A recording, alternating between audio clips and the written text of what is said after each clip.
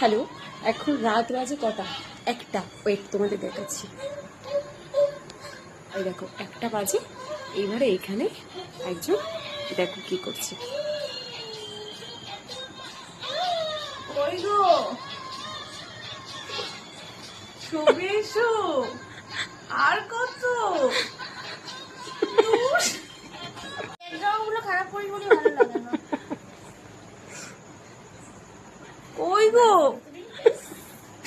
আমাকে দিলে তো ভাইরাল হয়ে যাবে ব্যাপারটা। মেয়ে বলছে কাট কাট কেটে আবার এখন এই ভিডিও বানাচ্ছে, দেখো ভাই। খাতুবা খাতুবা আমার এগুলো ভালো লাগে না। হয়েছে।